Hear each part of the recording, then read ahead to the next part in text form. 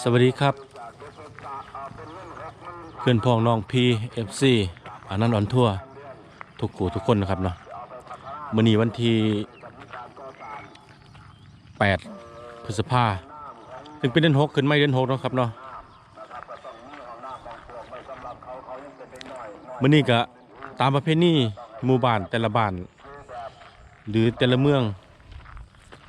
เช่นบ้านปะขาวตะเซรันสูงก็ได้มาเลี้ยงตะปูนะครับเนาะเลี้ยงย่าพ่อปูนะครับเนาะซึ่งก็นำเหล่าให้ไก่โตนะครับมาเลี้ยงย่าพ่อปูเพื่อใส่เพิ่นปกปักรักษา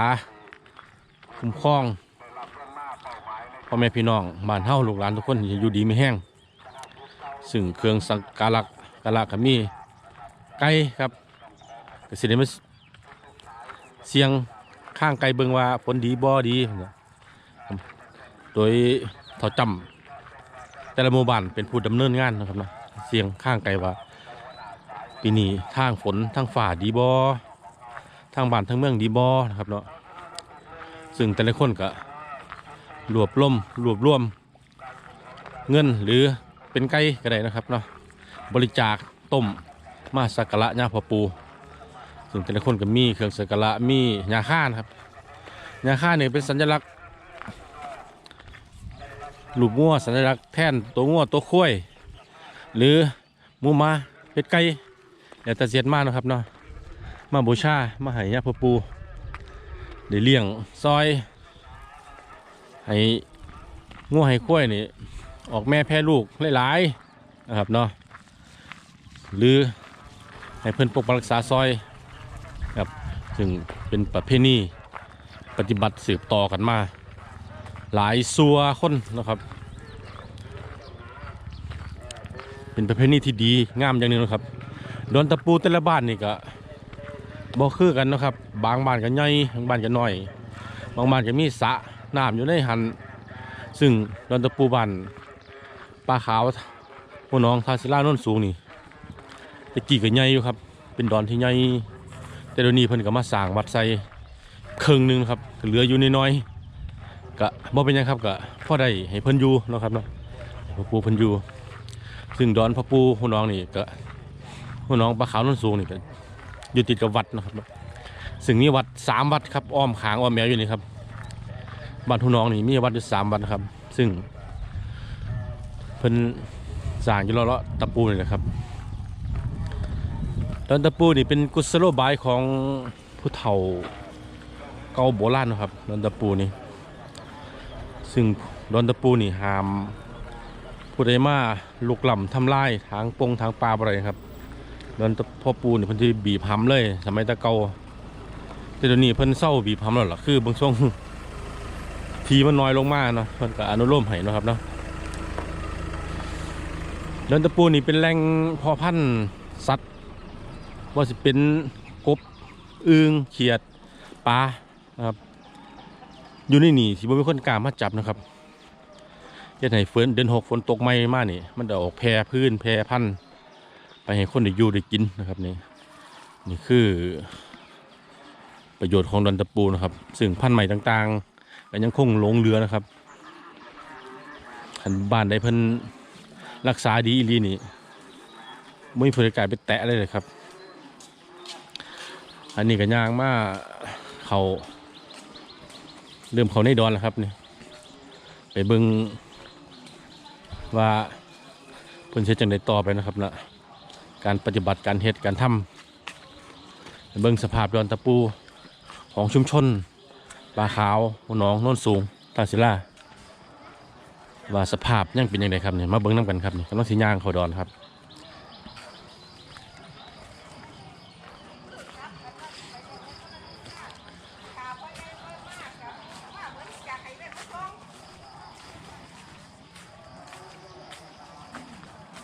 เอาขึ้นไปยังอันว่าสิไปเลี้ยงแม่ธรณีแม่หลามื้อนั้นว่าบ่มีแห้งแล้วมื้อนี้สิมีบ่อยู่ทางเอาบ่มาเป็นสิเลี้ยงแม่เท่านี้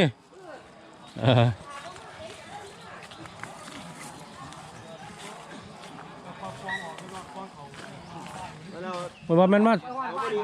มาสากกมูว่ามันต้นนี่ คนพันลงกับมีตัวนี้ ทายตัวทางแค่ว่าทายตั้งขา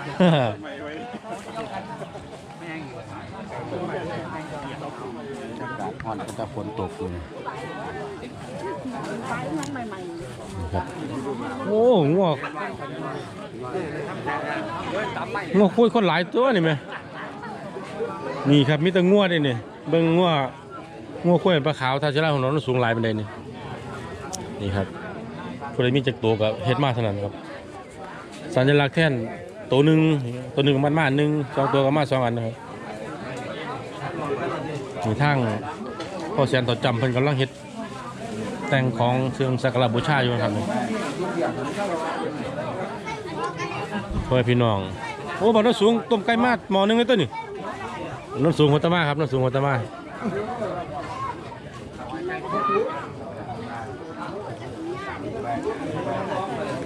ทางนี้ก็มีส้น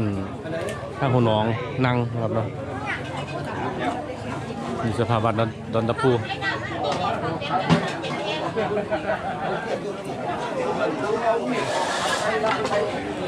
โอ้ปีนี้เราร้ายไป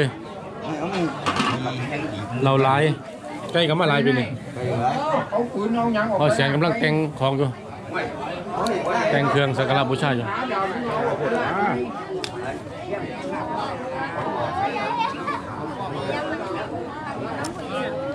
จะล่อเพิ่นเฮ็ดพิธีเนาะ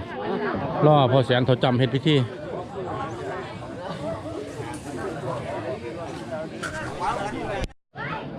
โอ้ยอาวุธเนี่ยพ่อปู่มีทุกประเภทปืนเลยปืนแก๊ปปืนอากาศปืนM16มีดาบมีโอ้สมปีครับอาวุธเพิ่นนี่ครับอาวุธมีเมฆขอมข้ามไปทหารนี่กำลังทำความสะอาดเอาน้ำหอมล้างพ่มอาวุธเนี่ยพ่อปู่นะครับเนาะเพิ่นสิใช้ป้องกันตัวป้องกันบ้านเมืองบ่ให้ศัตรูหรือโรคภัยโรคร้ายมาเขามาไกลเขามาบ่ได้ครับสิ่งเนียดจันไล่สิ่งบ่ดีเขามาไกลบ่ได้ในบริเวณ3หมู่บ้าน3ชุมชนที่หาชุมชนเฮามาบ่ได้เพิ่นมีปืนยิงเลยสิ่งบ่ดีบ่งามเขามาบ่ได้ครับนี่คืออาวุธที่ย่าพ่อปู่นะครับไว้ป้องกันลูกหลานบ้านเมือง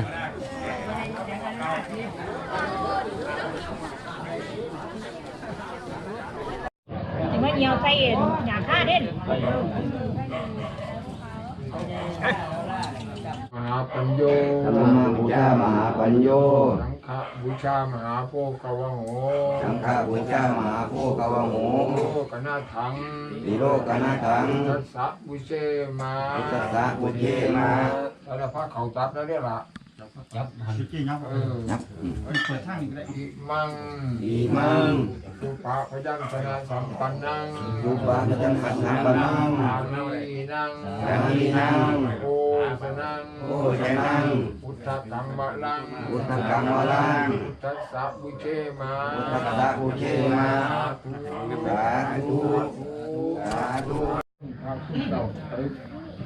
เฮ็ดป่าเฮ็ดผมแกงป่าแกงผมมาให้ลูกหลานเลยดีมีแห้งมีบ้านในเมืองมู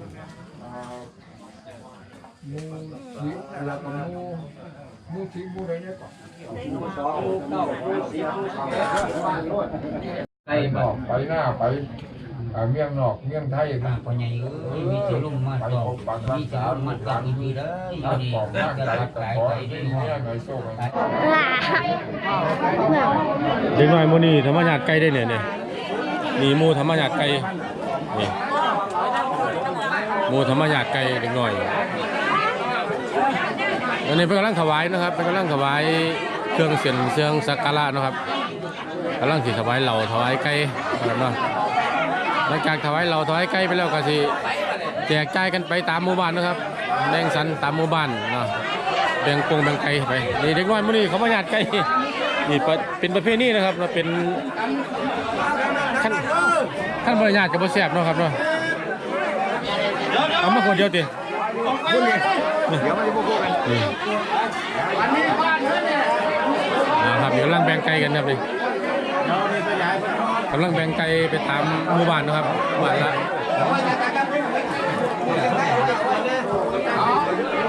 เอาเบิ่งนี่ก่อนเอาเบิ่งนี่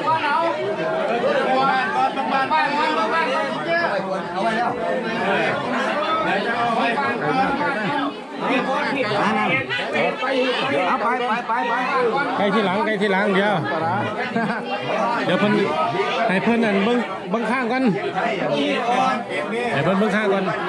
โอ้ตกนี่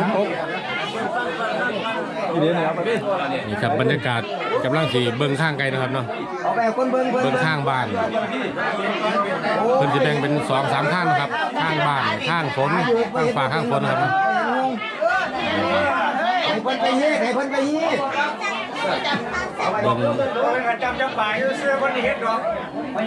ช่วงนี้กำลังช่วงที่เบิ่งข้างไกลนะครับเนาะเอาบังไฟมาเสียงฝนเนี่ย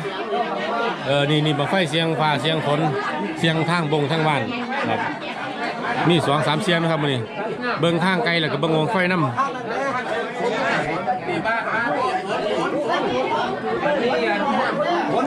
อันนั้นข้างยังข้างบ้านเนี่ยนะครับเสียงจืดเบิ่งข้างบ้านอยู่วันนี้เสียงโทษหรือเบิ่งข้างฝนบ่นี่มูได้ไว้ทำให้ยากไกลบรรยากาศการ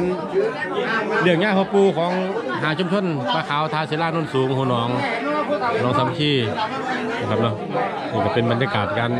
มาเลี้ยงพ่อปูแบบนี้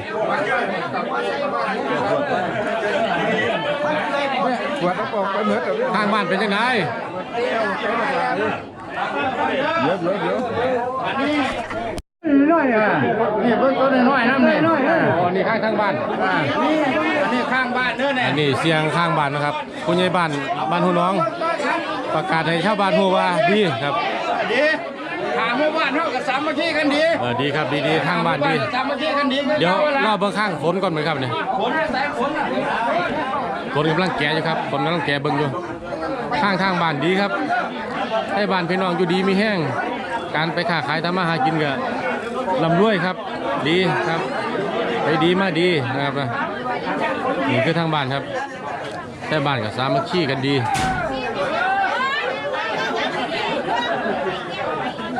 นี่การเชียงไทยข้างไกลข้างฝนครับอันนี้ข้างไกลเชียงฝนเด้อฝนบ่ดีปานไหนมันงอครับโคตรจากการเชียงไทยเบิ่งว่าฝนบ่ดีปานใดพะนะปีนี้แม่ครับมันงอเอาเบิ่งกันต้องมันเด้อน้อยครับโคตรพี่อ่ะน้อยพี่อ่ะนี่กระดุนนี่น้อยพี่อ่ะตัวน้อยพี่อ่ะนี่กันน้อยๆนั่นเนี่ยปีๆอยู่นี่มันงอบ่คือบ้านมันงอจังซี่ตัวเนี่ยงอจังซี่เลยงอจังซี่เลยบ่ดีบ่นี่งอเดี๋ยวสิเอาผลงานครับบรรยากาศอีกน้อยญาติใกล้ไปนี่ครับ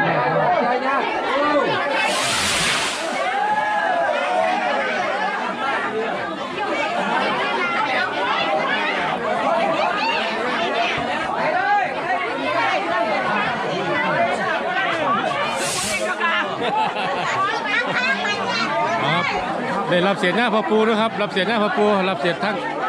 รับเศษไก่ได้กินเศษหน้าพ่อปูกับอยู่ดีมีแห้งนะครับเนาะเป็นความเสื่อนะครับแต่จะค่ำเนี่ยพ่ออยู่ดีมีแห้งน้ำเพิ่นเนี่ยค่ำหนึ่งนี่ครับเป็นความเสื่อนะครับของหมู่บ้านชาวบ้านครับว่าถ้าได้รับเศษหน้าพ่อปูนี่ได้รับเศษไก่จากหน้าพ่อปูนี่ได้กินเศษเพิ่นนี่คือสิอยู่ดีมีแห้งนะครับเด็กน้อยก็เลยมาญาติกันกินนะครับเนาะ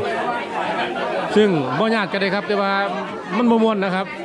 มันมีเด็กน้อยได้ญาติกินก็แสดงว่ามันม่วนก็บ่งบอกว่าชุมชนหรือพี่น้องมันเฮานี่อยู่ดีมีแห้งซื่นบานม่วนซื่นนะครับเนาะ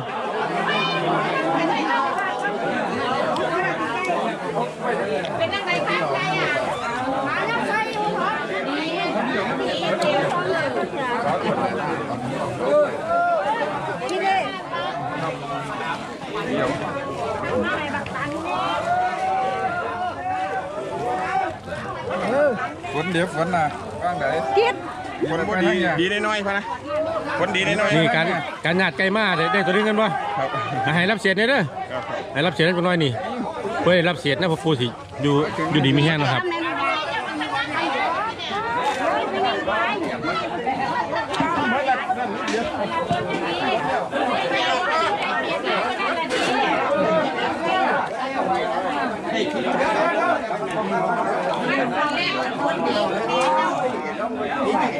ขอเขาจะไปคนลูกกันเอาเขามาใส่หินกันจะร้อนหนึ่งเด้อเอาเขาไปกินดีไม่แห้งเด้อเมาขาวนั่นละเอาร้านไรเขาจืดไปแล้วว่ะ เอาตัวบักกล้วยเดียวเอา ไปแล้วเด้อเขาไปบ้านหลานบอกกันเด้อย กตาบอกกันได้ตาบอกกันได้นะครบแล้วครบจบหมดแล้วครบเอาจะไปไป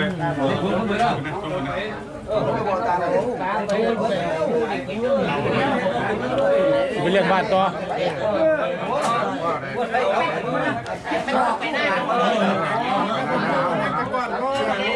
นี่ครับรับเศษไก่แล้วก็มารับเศษเขาเพิ่นนะครับเอาไปดูฝากพี่ฝากน้องให้ลูกให้ร้านกินอยู่ดีไม่แห้งนะครับนะครับพิธีเส้นไหว้เส้นไหว้ย่าพ่อปู่ก็เป็นการจบสิ้นนะครับสำหรับปีนี้นะครับซึ่งก็เหตุการณ์สุดปีครับเดือน6ฟ้าไหมฝนตกลงเหตุการณ์สุดปีครับนี่คือประเพณีของชุมชนบ้านปลาขาวหัวน้องโน้นสูงนะครับชุมชนนะครับสิ่งมาเลี้ยงมองเดียวกันนะครับมาเลี้ยงอยู่มองเดียวกันทุกปีครับนี่พิธีการนี่ก็จะสิ้นเรียบร้อยลงไปเรียบร้อยแล้วครับนี่คือบรรยากาศการเลี้ยงตะปูนะครับเนาะจากนี้ไปของบ้านปลาขาวก็สิไปเลี้ยงพ่อตาพ่อใหญ่แม่ใหญ่ที่เพิ่นปกปักรักษาในหมู่บ้านนะครับเนาะอันนี้ก็สิพาไปเบิ่งบรรยากาศของการเลี้ยงพ่อใหญ่แม่ใหญ่พ่อตาผู้เพิ่นปกปักรักษาหมู่บ้านเนาะภูมิบ้านเนาะครับไปเบิ่งของบ้านปลาขาวครับอันนี้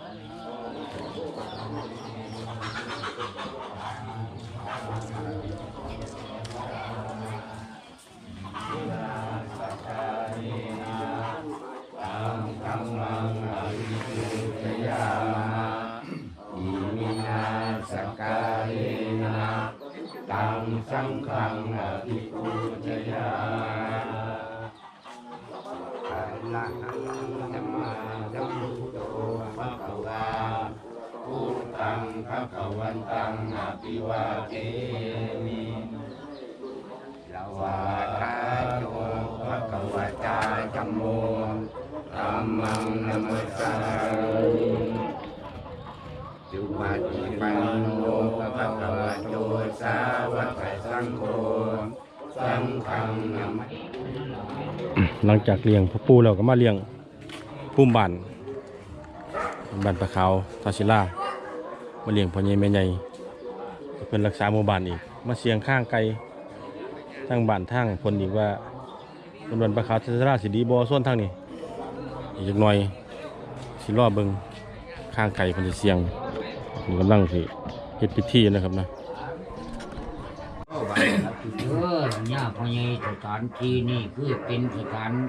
ที่ศูนย์ร่วมใจของบ้านปลาขาวทาศิลาทั้งสองบ้านนี่แหละเนี่ยพญาก็ได้ให้เลาะและเบิ่งพวกลูกต่อหลานให้มีความดีมีถูกแล้วก็ให้มีพรที่ประการคืออายุวันนะสุขะพละเลี้ยงให้เลี้ยงหน้าเลี้ยงฟ้าเลี้ยงฝนกะให้เนี่ยพญานี่ถือว่าอยู่นี่มีแต่ลมพัดทานไปให้ย่าพ่อใหญ่นี่ได้ขังได้จังในพ่อให้พวกกันลูกเต้าร้านพวกลูกตั้งรถมาพ่อให้ได้ม่วนกล้วยได้อยู่ได้กินได้เด้ออยู่นี่มีจะเข็นหน้าจักหน้าป๋าไปให้กินไก่ย่าพ่อใหญ่เพิ่นพวกลูกเต้าร้านของบ้านปลาขาวทาศิลานี่สองบ้านนี่ละย่าพ่อใหญ่คือเป็นว่านี่พวกลูกเต้าร้านมีความดีที่นั่นมีบางขึ้นอยู่กับผู้จุดแทนพวกจิตใจของพี่ย่าพ่อใหญ่ว่าฝ้าฝนที่นี่ฝ้าฝนน่าซาพวกลูกเต้าแล้วหลานเต้าหน้าเต้าให้การหวังว่าที่ทุ่งใหญ่ในชีวิตวิถีชีวิตนี่ก็ขอให้ออกมาในบางพื้นบางไฟในข้างไกลข้างกานี่เด้อย่าพ่อใหญ่เอ้ยฝ้าฝนก็ละท่าจะได้ก็ตามฤดูกาลโนดเย็นหุบพ่อที่กงน้ำใส่หน้านี่ได้ล่ะหน้าพ่อใหญ่เอ้ย มาให้ได้สวมยาสวมก้ายยาได้ใจพวกลูกก็ท่านได้วันได้ไผได้พักได้ดำไปได้วันก้าไว้นั่นเด้อย่าเป็นไงก็ได้ มาดิไม้ไก่มัน2ตัวป่า นะโมตัสสะภะคะวะโตอะระหะโตสัมมาสัมพุทธัสสะนะโมตัสสะภะคะวะโตอะระหะโตสัมมาสัมพุทธัสสะนะโมตัสสะภะคะวะโตอะระหะโตสัมมาสัมพุทธัสสะนะโมเมพระภูมิเทวานังทูปะชีปะจะปุบผังสักการะวันตนังจูปะพยัญชนะสัมปันนังโภชนะนังจิโลเมเดชะพระภูมิเทวดารักษาทีรับพรจากพระเจ้ากรุงพาลีมาให้วัฒนาถาวรมีแต่ความเจริญสุขแก่ข้าพระเจ้าและครอบครัวของข้าพระเจ้าพร้อมทั้งบริวารให้มั่งคั่งให้มีเงินมีทอง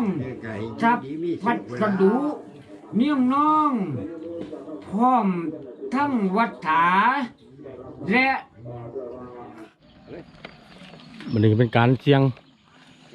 ฟ้าเสียงฝนอันนี้บางทางบ้านนั่นบ่ บ้าน ครับนี่ นี่บางบ้าน จุดบังไฟเสียงฟ้าเสียงฝนนี่บางบ้านนะครับเสียงเบิ่งทางบ้านดีบ่ เห็นทุกบางบ้าน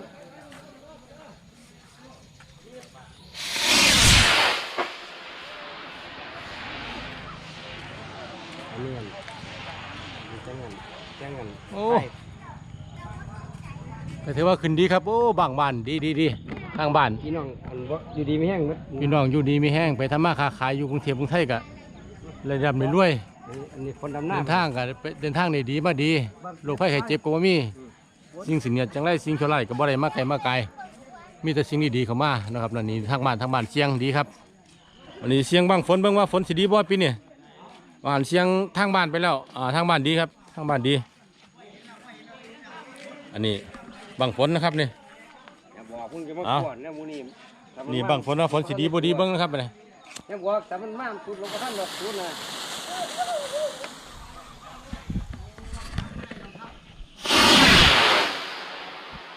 คนดีทั้งเนี้ย โอ้โซนทางเหนือฝนดีเด้อปีเนี้ย ทุกคนคนดี ไปทางเหนืออ่อหลอดเลยไม่พุ่นน่ะ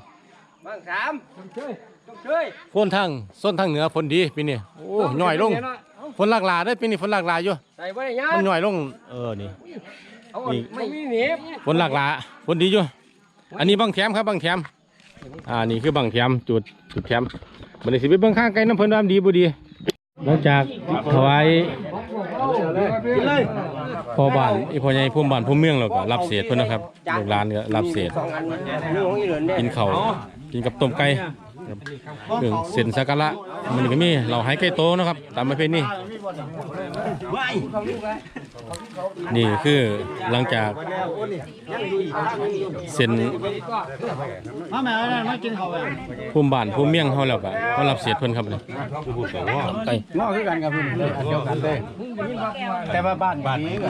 แน่นฝนข้างไก่ฝนดีบ่ปีนี้อยู่บ้านเฮา ข้างไกลฝนปานกลาง โอ้ฝนปานกลาง ปานกลาง แต่ถ้าบ้านดี บ้านนี้อยู่บ้านนี้ อืม แต่ว่าข้างไกลนี่ก็มีเหี่ยวอยู่เด้ อืม เขาอ่ะมันแห้งคือแม่งมันปลายงอกอยู่ ปีนี้ข้างไก่ทางฝน จะไม่ง่ายไปหรอกบ่ซ้ำดีไปเลยเนาะ แม่น เชียงบังไฟก็บ่ดีปานใดได้ฝนไปทางเหนือ แม่นเจ็บ ฝนไปทางเหนือเชียงบังไฟ แต่ฝนสิมีหน่อยหลากหลายแน่อยู่แต่ก็บ่ถึงกับดีครับแต่ก็บ่ห่างมันเท่าปีนี้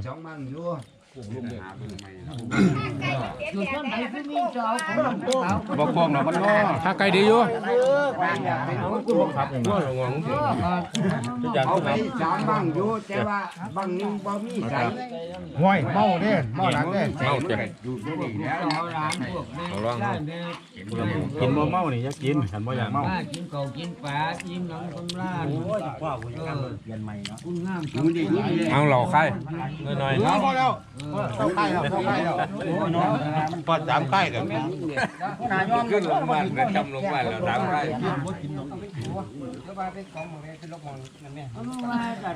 เทศบ่เทศจะให้ขึ้นมา เด็ดต้องจะรันไปแค่ไหนข้างบ้านอีกเพิ่งเลย